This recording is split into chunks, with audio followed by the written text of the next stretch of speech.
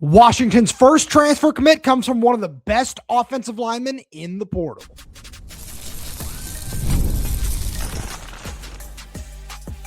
You are Locked On Huskies, your daily podcast on the Washington Huskies, part of the Locked On Podcast Network, your team every day. Welcome back into a special bonus edition of the Locked On Huskies podcast.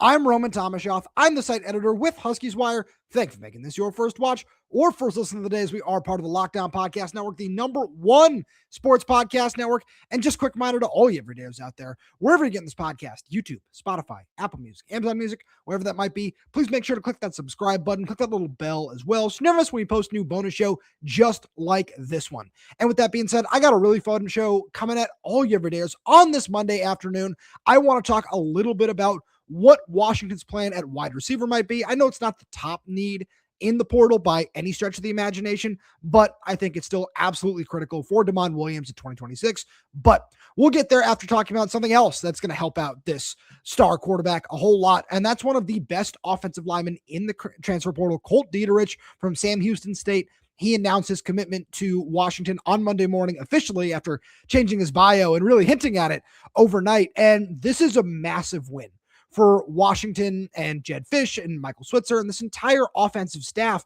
because you needed depth like this. And I think regardless of whether guys like Maximus McCree and Paki Finau and Zach Henning even hit the transfer portal, I think this is a guy that we were going to see Washington go out and try to prioritize, because when you run through the background real fast, I know a lot of you everydayers heard about this earlier today, but it's worth repeating because this is just such a massive depth addition at the very worst with Washington, because you look at what Kolt brings to the table. 6'6", 310 pounds. He's taken over 1,000 snaps with 19 snaps under his belt in Conference USA. He was an all freshman honoree by the conference in 2024. And like I said, one of the best tackles in the portal. He's ranked as the number 6 offensive tackle and number 64 overall player by 247 Sports that was available in the portal. So you have all the acumen right there. And then you go and you look at it as you dive into the numbers. He was one of the highest graded offensive linemen in the conference this past season. I believe he was the second highest graded by Pro Football Focus. And a lot of that came out in some of Sam Houston's biggest games. I know they struggled as a team this season, but when they went to Texas, he only allowed one pressure in that game. He graded out at over an 80 by PFF. So all of the numbers that you're looking for in that regard are these things going to transfer into the Big Ten, or translate into the Big Ten, I should say. Those are all there. And I think all of that is, again, just a solid base, because you look at this offensive line right now, and I think that he absolutely can start here. I don't want anything to get twisted in that, because I look at this offensive line and I think it'll be Kolt Dieterich versus Kodi Greene at left tackle in a really intriguing battle, and John Mills at left guard. I think it'll be Landon Hatchett at center. My guess is that Champ Talialia is going to be Washington's starting right guard, and it'll be Drew Ezepardi at right tackle. But this is where the depth and importance of adding a guy like Kolt really shows up, because in 2024, he played right tackle at Sam Houston State before transitioning over to left in 2025, and he really did stand out at both spots. He's comfortable in both spots, and I think that's a really important thing to note here, because, again, we saw what Washington had to go through at Wisconsin after Drew Ezepardi went down, and you try Swanee Fasolo there, excuse me, and he struggled. You put Paki Finau in there, you get through the game. Obviously, it doesn't go the way that you'd like, and then you kick out John Mills the week after, where now all of a sudden, like, let's say he does win the starting job over Kodi Greene and Drew Ezepardi goes down. All of a sudden, you can just transfer or translate him over to right tackle and put Kodi Greene in at left tackle. Or maybe you put Kodi at left guard and you can kick out John Mills to left tackle. There are so many different options that having a player with this kind of experience gives you. And yes, it would have been awesome to retain the services of a guy like a Paki Finau, which certainly would have helped in this regard as well. But Paki was a guy who was of the mind of, hey, I had success starting in the Big Ten last year for a couple of games. Let me go see if I can turn that into a full-time role somewhere else, because we all know what Jedd Fisch's plan is for Kodi Greene. He's been very upfront about that. He said it in his signing day press conference. He said, yeah, I expect this guy to come in, take a similar trajectory to John Mills, and potentially start on day one. That is the kind of prospect that you're dealing with one of the 3 or 4 best offensive tackle prospects in the nation in the 2026 recruiting cycle.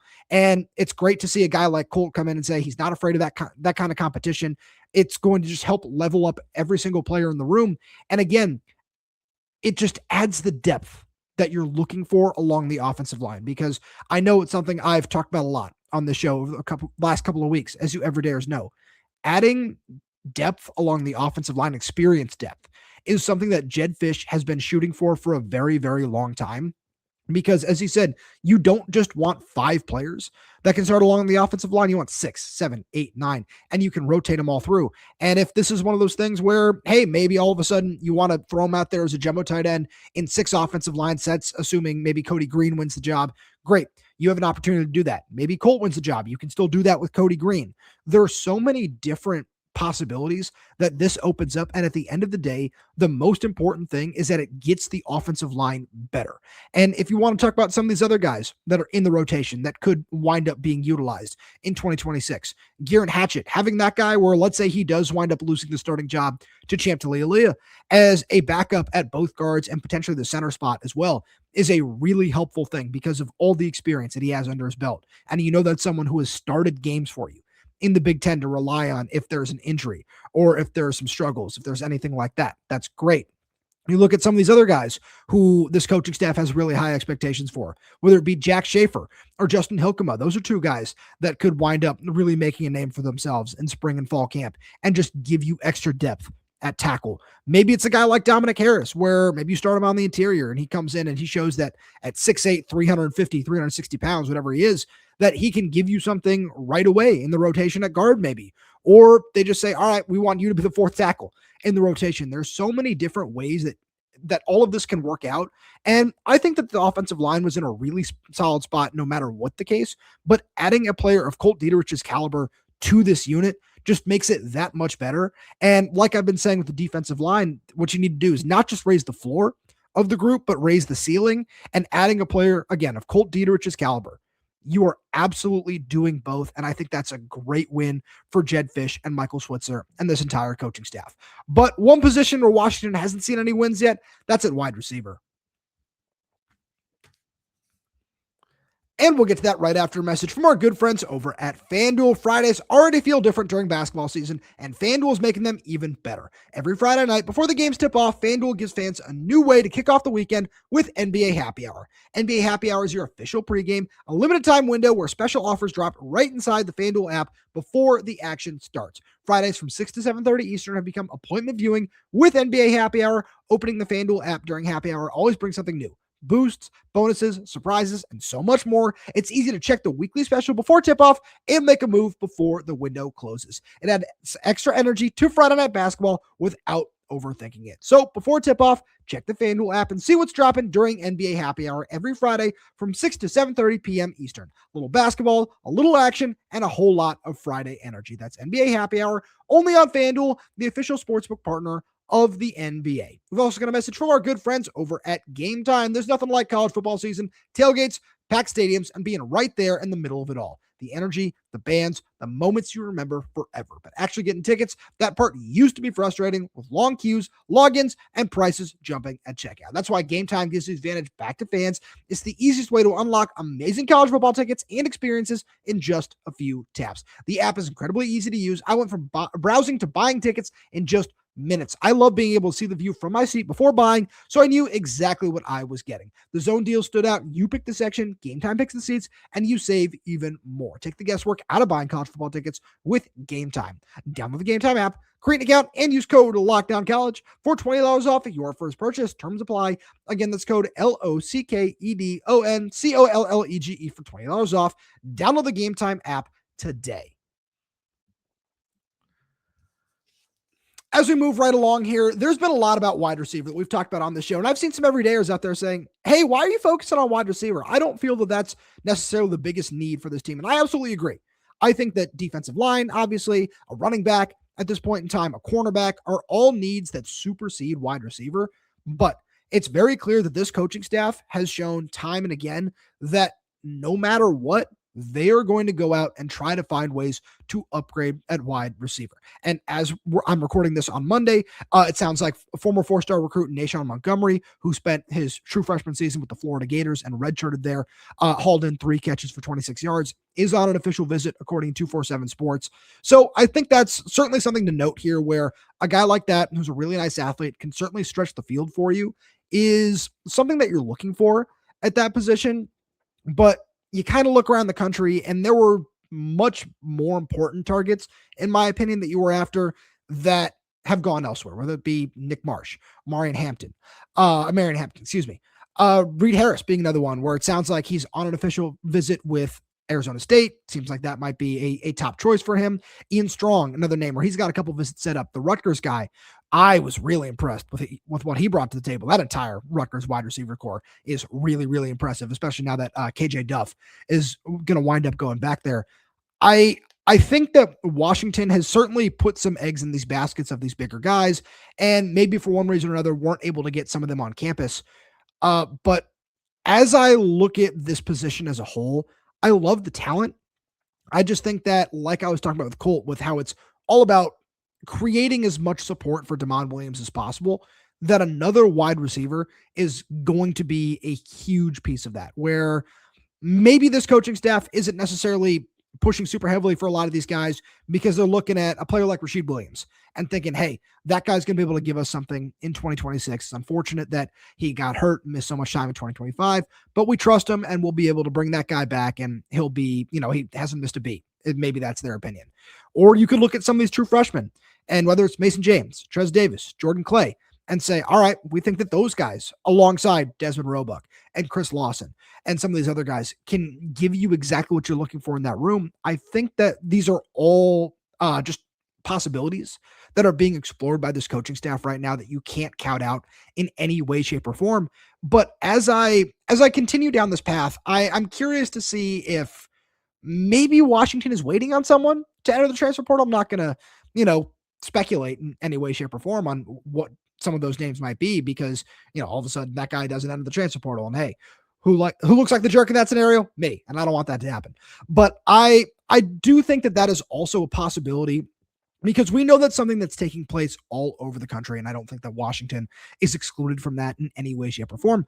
But as I just kind of look at this, I think that if Washington doesn't wind up with a transfer receiver, which I don't think is going to wind up being the case, I think all of this just shows that they are confident in this roster, because I'm of the mind, and I know a lot of you everydayers out there are as well, that you need to go out and get one of these high-end experienced receivers with just 1 year of eligibility remaining, whether that be because they're going to be a big-time pick in the 2027 NFL draft, or that's just their final year, whatever it might be, because Damon Williams could use that extra experience around him, where it's nice having guys with some catches under the belt coming back, whether it be Desmond Roebuck, Chris Lawson, who's got a couple, Decker DeGraff at tight end being another one. It's great to have that, but if you just have this alpha field tilting kind of wide receiver where coverages are going to roll to that side every single time that dude is isolated on the outside in the X position, which is where this receiving core, again, not necessarily needs help, because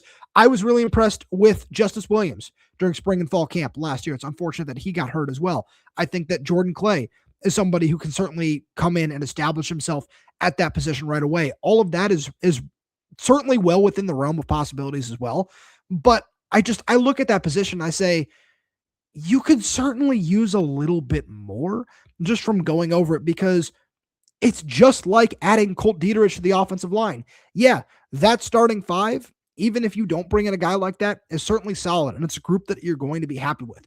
But adding the experience and the ceiling and the floor that guy provides to the room is so important, because it's just about moving this roster forward and trying to get a little bit better every single day. And I think at wide receiver, it's absolutely necessary to continue to do that, despite going out and getting 3 blue chip guys in this last cycle, despite continuing to add pieces in every single recruiting cycle, where you look at the 2027 class, Washington's already got 4-star wide receiver Braylon Pope committed, and they're probably pushing for 2 more blue chips to add to that class, in my opinion. So there's a lot going on there that you can sit here and say, all right, well, it's not super necessary, but Look at what Denzel Boston was able to do in this offense over the last 2 years. I don't think that should be something that's really hard to sell to some of these prospects on the recruiting trail. And at the same time, where you look at what Washington's aspirations should be in 2026, and they are from what Jedd Fisch has said previously, it's college football playoff. That's where this team wants to go. And doing that with an unproven wide receiver core would certainly be an impressive feat. But it's also just one of those things where if you can solidify yourself in any way right now, you need to go out and find a way to do that. And I think wide receiver is one of those priorities where if you can go out and make an upgrade and just make another big time addition with, talent and upside and whatever else it is you want to say, I think that that's something that's absolutely necessary, because it does sound like, as I've said a couple times now, as Riveteers know, it's going to be a max of somewhere around 10 transfers. And I feel like half of those spots are reserved for the defensive line at this point in time. I think that spending one of those spots at wide receiver, you can only spend one on a cornerback, in my opinion, too. You're still going to have the freedom and the flexibility to go out and get what you want. But wide receiver is something where I'm certainly not concerned about at this point in time. I would say it's certainly a little disappointing to see some of these big time targets who would absolutely thrive in this offense go elsewhere. But it's one of those things that I'm going to be monitoring closely over the next couple of weeks. And all that's going to be happening right here on Locked On Huskies. So remember, wherever you get this podcast, make sure to subscribe, whether that's YouTube, Spotify, Apple Music, Amazon Music. We're there. We're everywhere. We're updating this channel with new content every single day. So please make sure to click that like button, click that little bell so you never miss when we post a new show. Plus, if you have any questions, comments, concerns, drop them right down below in the comment section. And if you're audio only, please leave us a 5-star review, as it does help us out a lot. Thank you so much for tuning in. I'll talk to you on Tuesday.